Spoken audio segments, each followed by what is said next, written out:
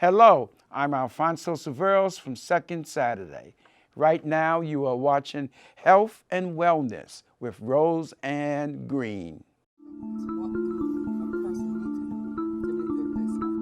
They can't keep doing the same things over and over again and expect a different result. And we have to have clear thinking, so we have to have the nerves flowing properly. So the spine is very important. So the spine needs to be corrected. I was in a tragic accident, and the x-ray and the MRIs from that accident detected that I was in stage 3 Hodgkin's lymphoma, which is a form of blood cancer. I always say that first because food is first, but it actually is the patient, the doctor, and the nutritionist working together as a team. Certainly, I do recommend a holistic approach. I think generally, globally, that's where the world is heading. We have to remember who we are. Welcome to another episode of Health and Wellness. I'm your host, Rose Ann Green. Our guest today is a trained herbalist practicing herbal medicine for the past 35 years. He studied and apprenticed with the world-renowned master herbalist, Michael Tierra, and received his certification as an herbalist from East West School of Herbology. This renowned herbalist is completely dedicated to providing personalized, high-quality care on an as-needed or preventative basis. His service to humanity spans over 35 years on the island of Grenada, New York, Virginia, Atlanta, and numerous states and countries throughout the world. We are referring to no other person than the master herbalist, Patrick Delves. Welcome to Health and Wellness. It's a pleasure to have you on Health and Wellness because we have heard a lot of stories about different illnesses that persons go through. So today, with our viewers, we're just going to go through some illnesses and just how, from your perspective and your well-trained background, as to how to treat people without using all that medication. First, we're going to talk about sickle cell anemia. Okay. What exactly is sickle cell? Let's start there. Well, first we're going to say that we're going to give thanks to the Most High, Glory to Him. Sickle cell affects a lot of people from African descent, and a lot of Mediterranean people, like Indians also. And it's a condition where there's no oxygen with the hemoglobin moving in the cell membranes. So then it becomes stuck, and it affects the cell membranes, and they start to collapse, and you start to have pain in the joints, and you don't have the eye because that affects your liver. Right. All right. So that's, in a layman term, that's what it is. Right. No oxygen going to the cells. But in the medical system, they say there's no cure. But we have been treating people who have sickle cell, or who are sickle cell, as they call it in the Caribbean, and they've been getting very good results from the treatment. So the first thing the medical system do is just put the patient on folic acid, which is important because it helps with cell division. But is that good enough, though? Well, not good enough because they still have attacks. Right. Some say it's not good enough because they're not going to the cause of it. And the cause of sickle cell is because the cells become sickle because there's no oxygen going to the cells. Right? If there's no oxygen going to the cells, because oxygen is important, right? If there's no oxygen going to the cells now, the cells become like that. Right. Sickle. The first mineral or trace element that prevents the cell from becoming sickle is zinc. And zinc is found in a few places. It's found in the thymus gland. The thymus gland is right under your neck here. And it's what we call the master gland of the immune system. Right. And it houses your T lymphocytes. And it produces a hormone called thymosin, right? But you need zinc in the thymus to produce that particular hormone to produce your T lymphocytes. Right. Now, if zinc is not in the system, the cell become like that. If zinc is there, the cell will become sickle. Right. See what I'm saying? Right. Then you have vitamin E, which is from nuts and seeds, all from nature, you know. Right. I'm saying they cure the from nature now. Yeah. And vitamin E helps send oxygen to the cells. So the cells could move, or the hemoglobin could move properly with oxygen. Right? And then we use lots of vitamin C, about 5,000 milligrams per day, buffered. Buffered means that the vitamin C is going to be in solution, it's turned to like alkaline, 7.0. Right. And then it helps to keep the tissues well, plus the B12, to prevent all the joint pain. Right. And then we use herbs to help the liver, like a herb, the very important herb is called dandelion root. We use that there. And we use another herb called nettle leaf, and another herb called dandelion leaf, and then we fix sickle cell that way. Do we take all of it together at Sure. the same time, Yes. or you take it at different intervals? Well, no, we take everything at the same time because I don't believe in multivitamins, you know. Okay. Because with the multivitamins, you're only getting 30 milligrams and 5 milligrams and 10 milligrams, but you need at least 50 milligrams of zinc per day. Okay. You need at least 800 IU of the vitamin E per day. Why is that? Because the more of the vitamins and minerals is the better the solution, Right, fixing the right, problem. right. And then you need about 5,000 milligrams of vitamin C per day buffered, Right. and about 3,000 micrograms of the B12 in the liquid form, in order for that patient to see results. And we've been doing that for years, and we have patients who don't even come off that drug they give them for that for sickle cell, which is a drug they use for chemotherapy, I mean for Okay. cancer treatment. That doesn't give them, you know. It wow. helps. Right, right. But what's the long term? What's bone the marrow long-term suppression. damage? Oh, It suppresses your bone marrow, wow. which is part of the immune system. So all the cells come from the bone marrow become sick because of that particular drug they use. In the medical system, it helps, but the side effect is the bone marrow Right. suppression. So it's always good to go to nature, because that's where all the cures are.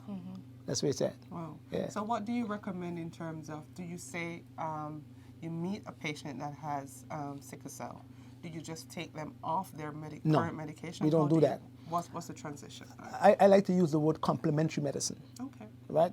So because I work with medical doctors, Right. I work with Dr. Sebastian Peters, Dr. Trevor Friday, and what I try to do is educate them about plants. So what we try to do is we look at what the drug is doing to the patient that is giving them a side effect, and we conquer that by using herbs. Right. So for instance, if a person is taking a drug called linezolid, Right. which is an ACE inhibitor, and the linezolid causes the patient to increase potassium in the blood, Right. so they have to give them a water pill to move it out. Oh. See, but the problem with the water pill is Right. it makes you lose potassium. Right. Right. So we would say, okay, don't take the water pill, but take a herb that have what we call is a diuretic effect on the kidneys, Right. but it is called what we call a potassium sparing diuretic. It moves the water out, but you don't lose all the potassium. Right. See what I'm saying? So it's complementary medicine. Right. Zestril also decreases zinc that is found in the thymus gland. Right. So if you're taking Zestril, we give you a zinc supplement. So it's complementary medicine I practice. Right.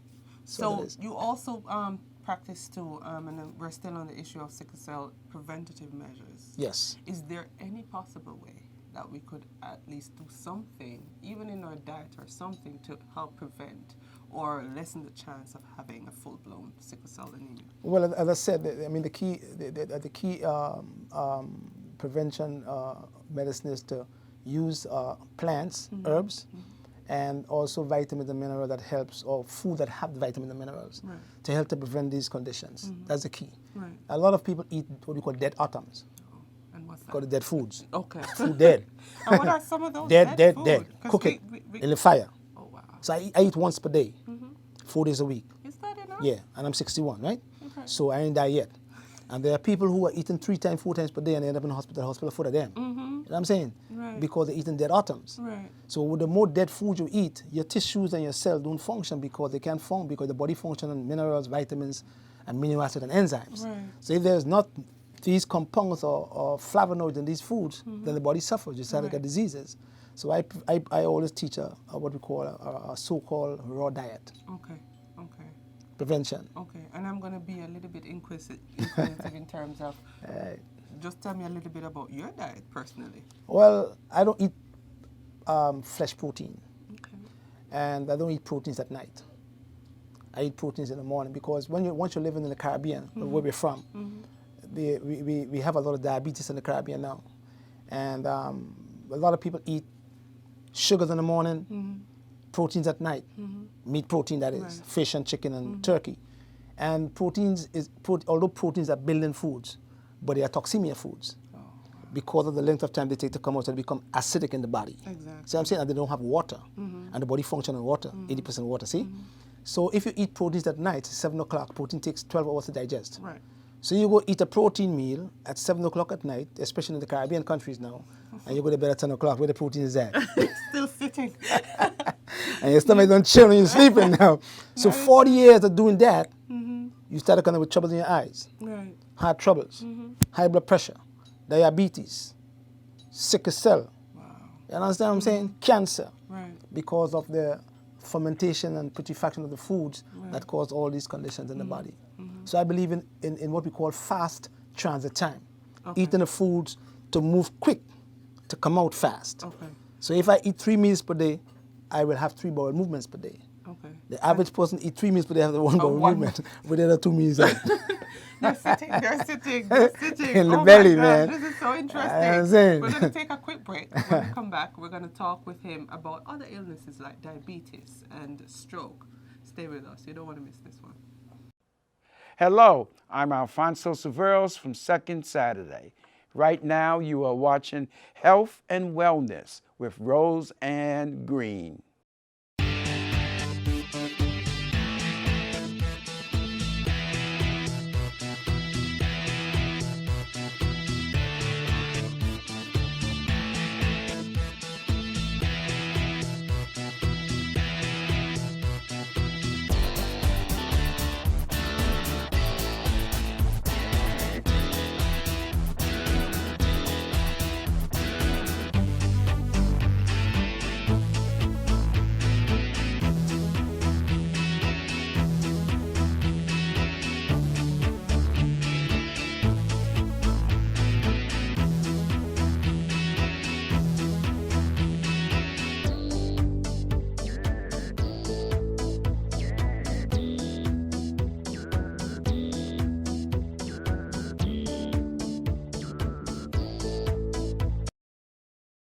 Hi, I'm T. Billy Martin from Women Are Talking TV, and right now you're watching Health and Wellness with Roseanne Green. Thank you so much for staying with us on Health and Wellness. Today is a very special day because we have so many information for you, and we're here with the master herbalist himself, Patrick Delves. And we were talking previously about sickle cell anemia, and there's something that came up that a fan of yours wanted to ask. For a lot of persons that we're talking about in terms of how often should one go to The bathroom. to the bathroom. To move the bowels every Right, time. to move the bowels. And this is a very interesting question in Sure. terms of, for some persons, we have 3 meals a day, Yeah. but we only go like probably Once per day. once per Lots day. of people. Or even once couple days. Right. Because How bad is that? Because they create a traffic jam. And again, because they eat the foods the wrong way. If you eat the foods, if you eat the starters with proteins, it's a bad combination of foods. Okay. They call it all acid foods. And they create an acid terrain, so they cause a traffic jam because starches don't break down in your stomach, in your mouth and your intestines. Right. So once the starch meet the protein in the stomach, the protein breaks down in the stomach now, which slows down the starch. Right. When the starch slows up, you get what we call slow transit time. So you get constipation eventually. Wow. So constipation leads to a lot of things: cancer in the colon, breast cancer, fibroids in women, also PCOS, and ovarian cysts. Oh, wow. Because once you have recycling estrogen coming back from the intestine to the portal vessel, then your fibroids start feeding. Right. Plus the excessive amount of synthetic estrogen invade the receptors Right. and get in and stimulate the breast tissue and cause a woman to get not only breast cancer but also uterine cancer. So constipation is a really bad thing and lots of people have it. Oh, wow. So one should make sure that they go to the... Every single day and Every single always quack. Okay. Okay. If you put your feet like this on the toilet bowl, then this part of the colon called the sigmoid colon comes like this. So it squeezes out of the stool. You get polyps there. But if you put a stool in front of the toilet, 1 foot stool, and put your feet on top of the stool, like the old people used to do, then the sigmoid relaxes. You have a lot of ways moving. You have a better movement. That's why men get prostate cancer, because they don't sit properly. Wow.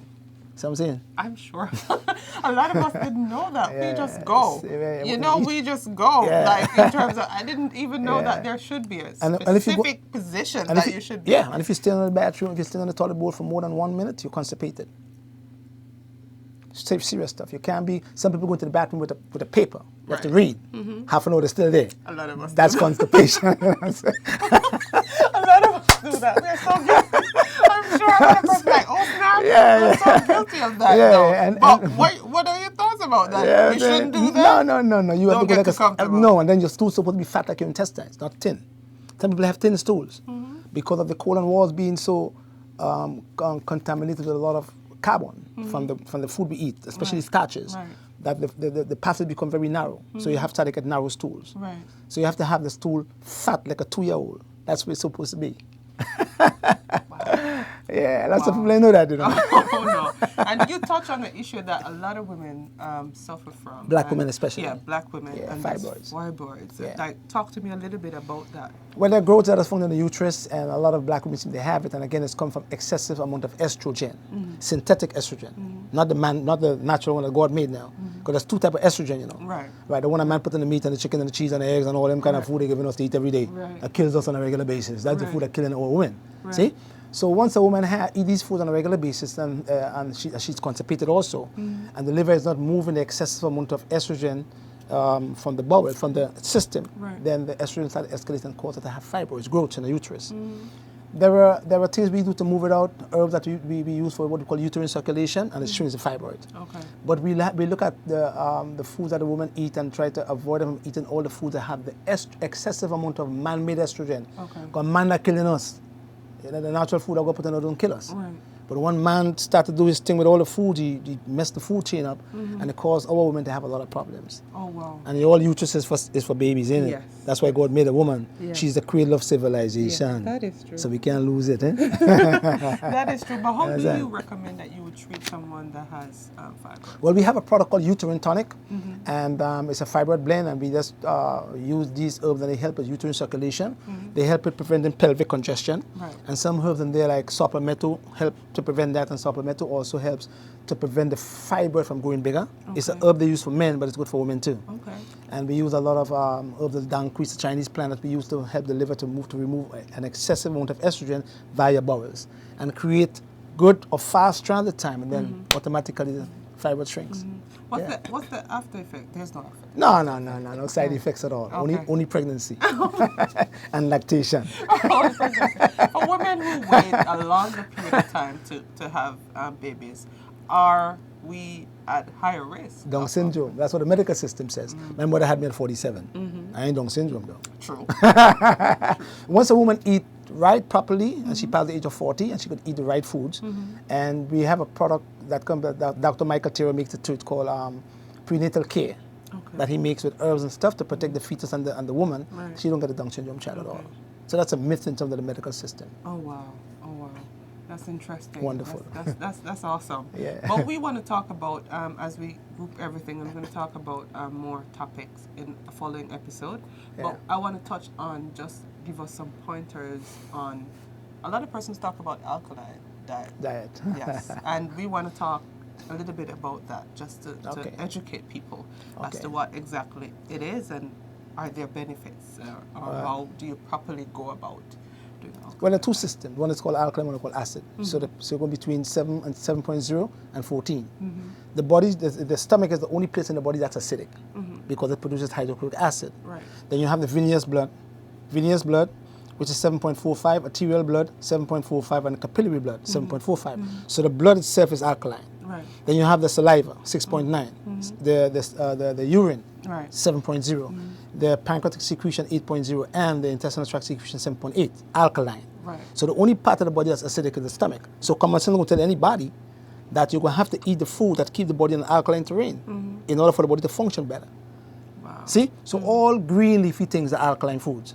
Then you have so an apple is a subacid, whereby an orange is the acid. Right. So you don't mix an orange with a ripe banana, because the acid and the sweet fruit don't mix together, because they more ferment and cause more acids. So once you alkaline, you know, your body functions better in a pH of 7.0. Right. But a lot of people base their programs on this alkaline diet, and that's not really true, because cancer creates acids. So if you have cancer, all the cancer cells do create acids also, but you have to have a balance of the acid alkaline system, which is 7.0. You keep the body that way, you don't get sick easy. Okay. You know what I mean? Okay. And we want to talk about, in terms of, and you touch on a very important point, is that we merge. We eat stuff together. Anything. We're having a fruit salad. We're having tossed dessert. Yeah. You dessert the food that you just ate a while ago. That's what you do when you eat dessert. So we want to talk about some of the stuff that we can eat together. So let's touch on some of those pointers as we close this episode. Never eat a fruit after you eat a protein food. So a lot of people eat desserts. Don't eat desserts at all. Desserts are going to kill you eventually long term. So you don't combine the acids with the sub acids. So oranges, grapefruit, they all have the same seeds. They're like families. You could mix them with a grape or a pear, but you don't mix them with a banana or a pawpaw. See what I'm saying? Right. The bad in combination. You either eat watermelon alone or leave it alone. Or eat watermelon with no other fruit. See what I'm saying? It spoils digestion. Right. Also, all starches, rice, macaroni, pasta, they're all starches. They're acids. Right. And the proteins are also acids. Right. So you have to avoid mixing them together because they're going to create more acid in the body and they're going to put the pancreatic secretion at a pH of 5.0, which is going to give you diabetes long term. So that pyramid diet. That's a killer diet. That's a hospital diet. Wow. You live in a hospital eating that kind of diet like that. The pyramid diet. Everything in your plate. It's crazy. Because when that food gets into your system, your enzyme saying, hold on, which one I'm going to break down first? Oh, wow. Which one it is?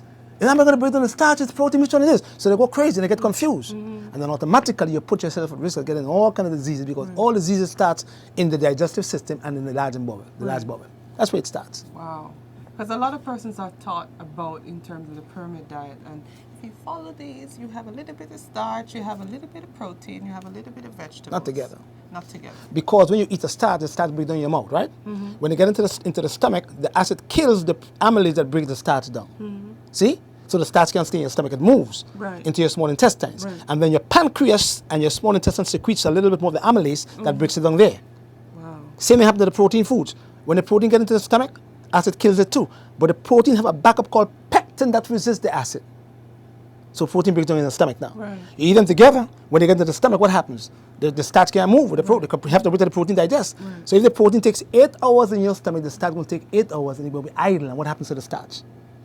Ferments and cause acids. And that's where you get acid reflux from. Right. That's where you get indigestion from. Right. That's where you get varicose veins from. That's where you get eye troubles from. They all come from that. Wow. Bottom line. Wow. And let's talk about mixing fruits and vegetables. Never mix fruit with vegetables. Never mix? No. And a tomato is not a vegetable, it's a fruit. Okra is also a fruit. Cucumber is a fruit too. They have seed, because fruits have seed, that they say. Because when you mix, the only fruit you should mix with a vegetable is an apple because it's neutral. Okay. See? When you mix them together, the fruits take less time in the stomach, or sorry, a longer time because it have less water than the vegetables do. Right. But it have a lot of acid there.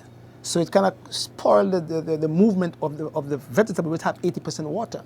That's why it's important to eat a vegetable with a protein and a vegetable with a carbohydrate. Right.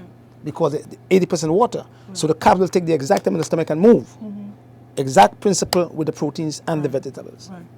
Quick movement. Wow. And that's what you want. Yes. Quick movement. Yeah.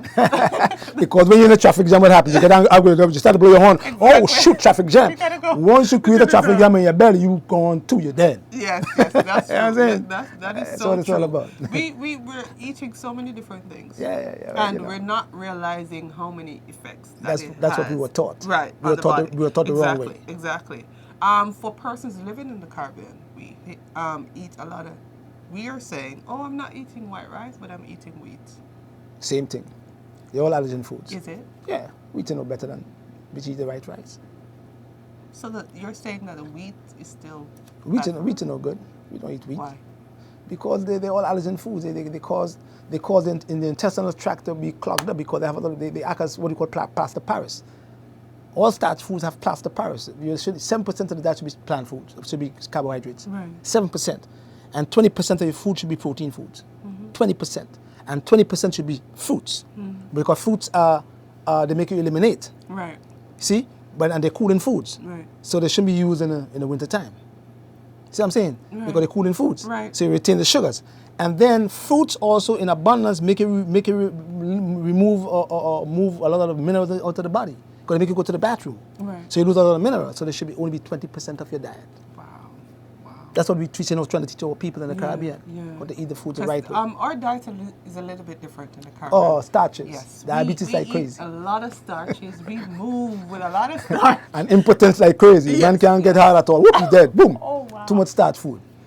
That is so true. Yeah, too much That is so starches. true. Yeah. So we have to make sure that we're eating right. Yes. And we have to make sure that we're watching or diet. Yes. And this word that we call diet, as we wrap up this episode. Diet. Diet. Explain to me. What a diet is. Explain, what is Some people say, diet? I said, no, what is the balanced diet? Balanced diet? What's the balanced diet?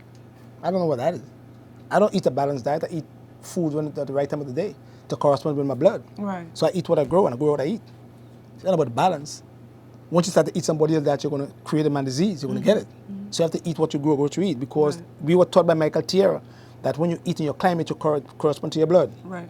So you live longer. Right. Once you incorporate another man's diet, you get the man disease, you die faster. Right. Because in the Caribbean now, we're getting cancers.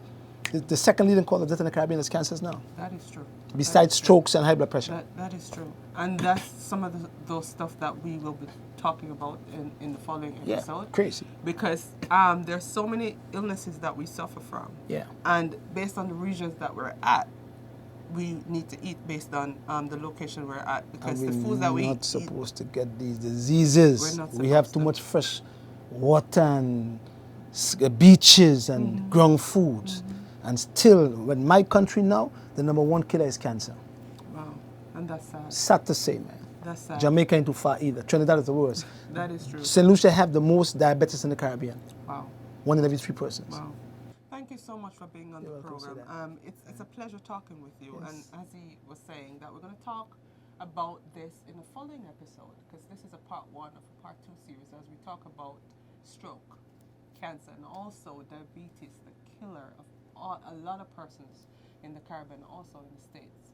So stay with us for another episode. Thank you for joining us on this episode. Hello, I'm Alfonso Severos from Second Saturday. Right now, you are watching Health and Wellness with Rose and Green. Genesis 1:29, vegetation shall be for your meat. That's what the master told us in the beginning. And that's the way we're supposed to eat in order for us to stay healthy. So everybody's talking about breakfast, lunch, and dinner. You don't have no breakfast. You know, lunch and dinner, you're supposed to eat once per day. 1 time per day you're supposed to eat in order for you to keep your organs healthy. So I'm telling you now, I'm showing you now how you should do it when you want to keep your heart, kidney, lungs, liver, all them organs here well. And if you want to have fast time making them food move from the stomach to your intestinal tract at the exact time. That's the key in staying healthy. Not having food lingering. See? So we're going to teach you now, right?